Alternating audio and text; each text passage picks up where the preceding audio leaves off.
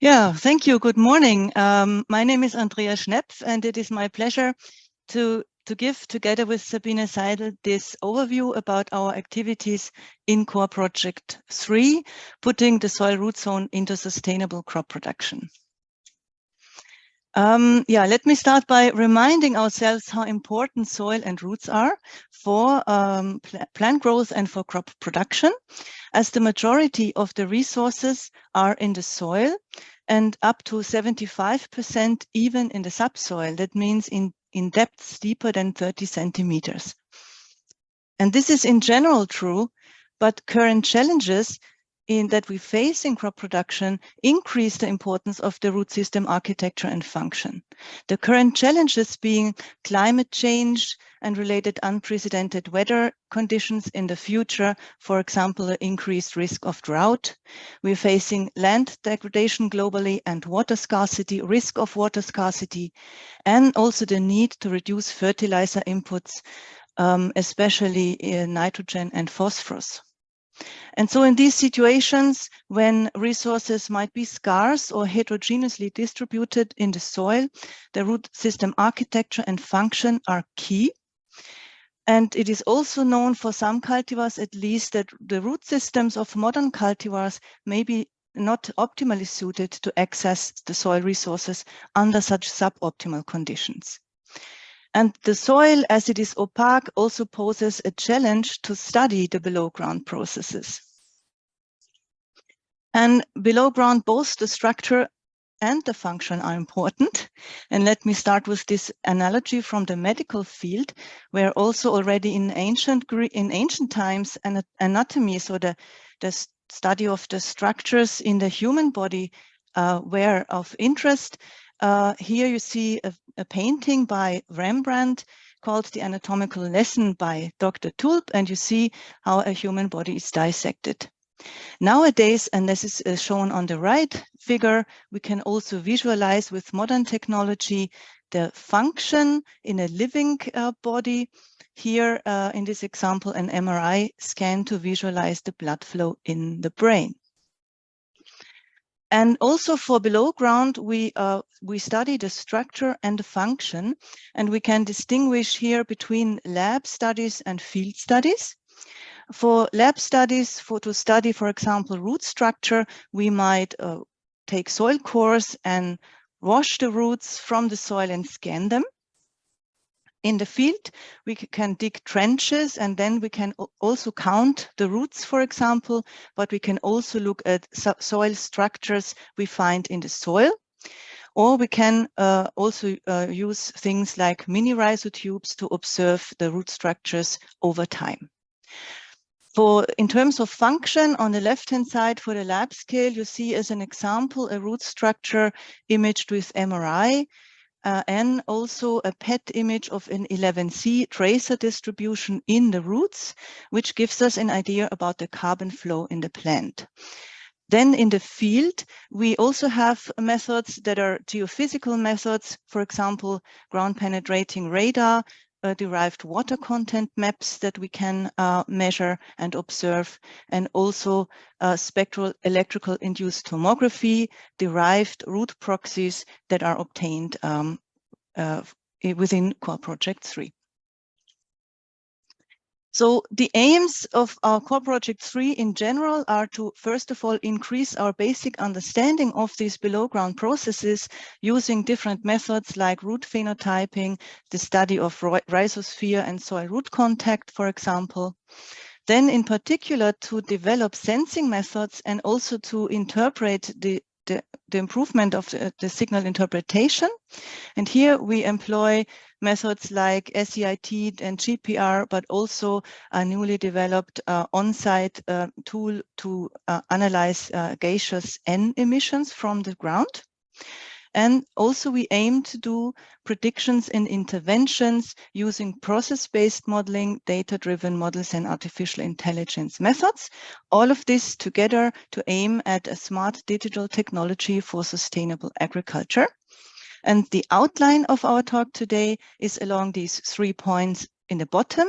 So we want to introduce you to the different methods used in core project 3, how we integrate these methods and informations we gain from these methods, and then our ideas about the future. And with that, I hand over to Sabine. Thanks, Andrea, and welcome to everybody also from my side. I will guide you now through the key methods we apply in CP3, and first let me explain you what our main aims are when we apply these methods. So first of all, we want to identify and understand root and zone processes because they are relevant for improved crop production. We also want to develop and apply methods for monitoring root growth in situ, and we want to generate data to improve our crop model predictions. Next slide, please. So first of all, I would like to address the first item, how we want to improve the understanding of the root phenotype and rhizosphere processes. Here we focus on we address two conditions, control conditions and feed conditions. Hamid, who is the PhD candidate of Pasma, he works under control conditions in the labs of the Forschungszentrum Jülich, and here he aims to identify specific molecular indicators for N acquisition and root phenotypes. So he observes the effect of different N forms like nitrate N or ammonium and on root growth. And there are two further PhD candidates that work on the control conditions, which are Sabine. He observes he wants to improve the linkage between root and shoot performance, and for that he applies deep phenotyping methods like MRI and PET, hyperspectral imaging, and advanced data analysis. And then there's also the PhD candidate Anna from Claudia's lab. She works on the zone between the soil and the root, especially in biopores. Biopores are hotspots of nutrients in the soil, especially of nitrogen, and as though they are very important for nutrient acquisition for the plants. And for this, she uses methods such as endoscopy. Next, please. And then we have Gina. She works under field conditions. She does observations of the effects of wheat, winter wheat and winter rye roots in response to different nutrient limitations. And she recently also submitted a review on that topic, on nutrient deficiency effects on root and nutrient ratio in arable crops under field conditions. I'll come now to the second part, the development of phenotyping and sensing approaches in the Stillhausen rhizostone facility. In the cellar, we have the ground penetration radar installed, which is the PhD work of Lena and Felix. And this GPR measurements allow the measurement, a 3D measurement of the soil water dynamics over time. On the same site in the rhizostone facility, we have also installed a so-called spectral electrical impedance tomography device, SET, the work that was done by Valentin. And this SET device is used to observe root structure and root functioning. You can see it in the large picture on the left, which shows the Kamskan Altendorf. He has also installed this device there. And in that tube, you can see at the bottom, like 10-meter tube, there are the cables inside, and then along this tube, there are metal sticks in the soil. So this allows non-destructive measurement over about 10 meters length in the field. And you can also see on that image these boxes, which are part of Lutz and Hachina's work. So this is a combined work of CP3 and the CP4. They do several measurements, including N leaching, soil water potential and soil water dynamics measurements, and an uptake by the plants to get a better insight on the N dynamics in the system. And they want to use this data also to validate and maybe improve their crop model. And you can also see, Matthias Klaassen from Nicolas is involved in that project. He does gases N emission, N measurements there, starting, and they had here on the top bottom right, you can see this robot. The aim is to have a robot that drives over the field and does in situ measurements of gases and emissions, and we want to link this information then back to the soil end status, the current soil end status. And the third method we wanted to show you or address is the use of process-based models. Hereby we work on 2 scales in CP3. First of all, on a quite small scale, Porsche scale, which are the 2 PhD candidates of Eva Kröner. And then we have mostly Gina, Andrea, and myself who work on plot or on feed scale. There are some other people within PhenoRob that use process-based models, such as Lutz Weiermüller, Gina, and Guillaume Thomas, and so on, but they are not part of the CP3. And our aim is to improve the model simulations of the root, especially of the roots, but also together with the shoot measurements. And on the bottom left, you can see, for instance, one example. I don't have to go into detail, but just to give you a rough idea, this shows some outputs of a model over 1 growth season of wheat. At the bottom, the 2D grid shows the soil water dynamics over depth, and the black line is the maximum root depth over time. And the curves on the top show the different organs, such as the grains or the leaf and stem biomass. And what we want to do is we want to use the data that is generated, especially the continuous root data that is generated within CP3 to improve our model predictions. And then there is Larissa from funded by Open Call 1. She's also linked to CP3. She wants to use a process-based model to compute the electrical signal based on root presence and activity. So this work is supposed to help the interpretation of the SAT data. Thanks. With this, I think I will hand over to Andrea again, if I'm not wrong. Right. So now the question is, how do we integrate this different information that we obtain with these different methods? Just as a background, in general, we know that there is a growing recognition that understanding the crop responses to their environment requires a better understanding of the below-ground mechanisms. We also have seen recent advances in various research fields, such as non-destructive sensing, machine learning, modeling, and robotics that offer opportunities for novel, smart digital technologies that can foster sustainable intensification. And then this interplay and translation into practice requires an interdisciplinary and integrative approach. So our aim is to integrate both classical and also novel digital technologies and approaches with a focus on the below ground. So that's our contribution. So one approach for integration that we use is via process-based modeling.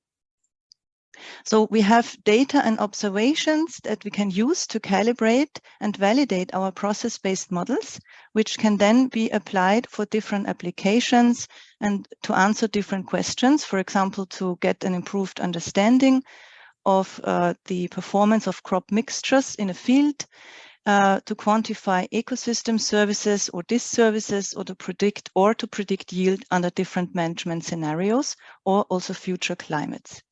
We also use data for model inputs. This will be weather data, for example, soil properties, cultivar properties, and management, the management that was applied. Then we can run the model, which explicitly considers the biophysical processes and mechanisms as far as we are aware of them. So that also reflects our current understanding of the system. For example, with respect to the phenological development, light interception and utilization, the root growth, the evapotranspiration, the soil and plant water dynamics, soil nutrient dynamics, and microbial activity. Examples of model outputs are things like biomass production, or also nitrogen leaching, or water and nutrient uptake. And from such model outputs, we can also try to create specific products, such as, for example, regionalization and the production of maps of things like plant available water or yield potential. In the whole of PhenoRob, as Sabine already mentioned, we have a suite of different models, also mechanistic models, that we are currently integrating within our digital agricultural avatar demonstrator project, where we have now started the postdoc position of Syed Hamid Ahmadi. Another approach for integration is via joint measurements. And I would like to share with you one activity that took place this year in Campus Klein-Altendorf at our central field site, where different both geophysical and other methods were used to study the root and water relations in the field at the same time. We had the root proxy via the SEIT approach that provides an electrical signal that is sensitive to the activity and also presence of the root system. We had soil water content measured by the ground penetrating radar. We had fluorescence and canopy reflectance measurements with a flux spectrometer, and we had sap flow on the weeds stem. And the idea was to look at how do these methods complement each other, or how are they aligned with each other. That data analysis is currently ongoing. But you see that several PhD students were involved in this activity and that we have already some first interesting results. Then another way to integrate the different activities between core projects was also, I think, the Open Call 2. And we are involved in two Open Call 2 projects. One is led by Gabriel Scharf and has the focus to study the P deficiency and the effect on plant growth and plant functioning. From the side of Core Project 3, PhD student Felix Bauer is involved in this Open Call 2 project and wants to study to get from real plant data data for model parameterization. So he develops workflows to analyze plant traits and integrate them in our whole plant model C plant box. What he has already established is a workflow based on deep learning for automated image analysis from our rhizodron facility that you can see on the right, where we have tens of thousands of root images that are automatically analyzed using this deep learning tool called Root Painter. And from that, we get information about the root length, about different root traits that we can use also for model parameterization. Another Open Call 2 project we are involved in is from the side of Core Project 3, the work of PhD Corbena AG. And that is an Open Call 2 project where led by Anne-Kathrin Marlein, where we are interested in the root and shoot responses, for example, based on hyperspectral imaging, and applied advanced data analysis methods by Christian Baukage to deepen the insights into crop performance. And the target in this project is sugar beet and the effect of different stresses on the above and below ground sugar beet organs. Another way to integration is also that we integrate our activities with another excellence cluster, CPLAS, where RNA sequencing and transcriptome analysis was performed on selected barley lines grown on different concentrations of both nitrate and ammonium in search of this molecular indicator for different N environments. So you might recognize some of the methods have already been explained by Sabine. Here the focus is how we use them to integrate the different activities. Then we have also integration of activities between Core Projects 3 and 4 for the study of the nitrogen pool in the soil and the plant available nitrogen. And here the idea is to use autonomous detection and prediction of this soil N pool based on UGV and UAV based information. So the UGV measures the reactive soil N gas emissions and the UAV corresponding interesting plant and soil information. And all of this information is then integrated with the help of the agroecosystem model AgroC to determine the soil N pool with high spatial and temporal resolution. You also see that several PhD students are involved in this activity. And now I hand back to Sabine to tell us about our ideas about the future. Yeah, exactly. So what do we plan for the future? So, and also what do I mean the future? So I don't really mean next week or December. It's a rather pathway or perspectives we see within the next month until the end of phase 1 or also for phase 2. So it's more a pathway than something we will, part of this we will definitely not reach within the next month. So, and the main topic we have in mind is the identification of root phenotypes of the future and their optimal management. And why is this the case? Breeders and farmers currently have a rather little insight into the root system structure and the root functioning.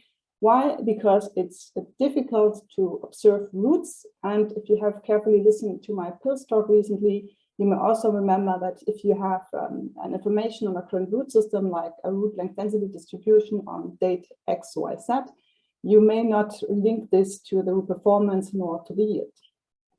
So what we want to ask or what we want to do in the future is we want to identify the root phenotypes of the future. We want to find out how we can optimally manage them to keep them healthy, and how we can detect malfunctioning early to treat it, for instance, with pesticides or so. So first, a few words on a few root phenotypes of the future. First of all, we have to distinguish between two things. On the right side, what we are currently doing, Hamid and Gina, we observe the responses of the roots to the environment under different conditions. For instance, under low N conditions, or low P conditions, or whatever, under different conditions.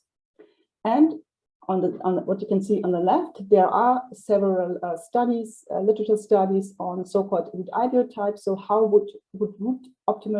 should optimally a root system look like under specific conditions? For instance, on the left, you can see that the optimal root system under low P conditions would have a shallow root system to better forage the phosphorus that is in the topsoil. Or in case of nitrogen deficiency or drought, the ideotype is described as a steep root system. But actually, the question is, what do you know? What do you do if you don't know how the weather will be or how the conditions will be next year? So will we have a dry season next year or not in Campus-Eidendorf, or how should the optimal ideotype look like if you have, for instance, a low P conditions and drought stress conditions or dry conditions.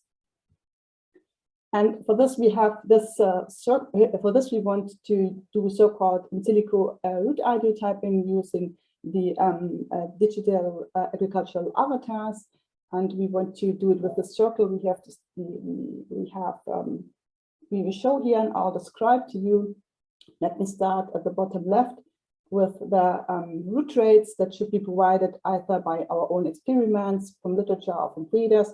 So what do I mean with that? First of all, we need to know how root rates look like and what the ranges are. So what are typical root angles of common spring wheat cultivars in Germany, let's say. So what are minima and maxima root angles?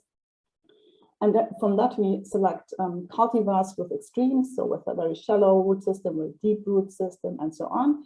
And we want to grow them then in the field, as you can see at the top left, and we want to observe the data we need later for the models. And here, of course, we want to focus also on the root data. And this data we want to use then in the process-based model, as you can see here on the top right, described by the scheme. We want to use the model for calibration and for validation, but also to set up the model. And then we want to do scenario runs. So we want to create virtual phenotypes, and we want to run weather scenarios and management scenarios and so on to identify root ideotypes for specific conditions. And we of course, we do not only want to focus on the root, but we want also to see the effect on the yield, but also on other ecosystem services of the service of interest. And currently, we are already a bit in that loop. So we are, I would say, on the top right now. We ended at the top right currently, but as I said, we definitely need more time, more data and more of these circles to really get a robust models and good outcomes of this in silico ideotyping idea. Now I'd like to come to the optimal management strategies and measures. So hereby we want to focus on variety mixtures for varying environments. We have already done several experiments of variety mixtures where we combined varieties with which differed especially in terms of root rates. So we combined a shallow rooting wheat with a deep rooting wheat, and we want to find out if this enhances the yield stability. Then there is already some work done on the effect of pre-crops such as lucerne or grasses on the following crops. Pre-crops, of course, change the soil properties. They create biopores, they leave nutrients in the soil behind, and so on. This has then an effect on the following crop, and this is something we want to further investigate. And then we will also want to focus on soil and microbiome management and on carbon sequestration. So how can we increase root-based carbon input via improved management, for instance. So this is the last slide. We want to early recognize malfunctions. So with malfunctions, we mainly mean root diseases, but also abiotic stresses such as drought stress.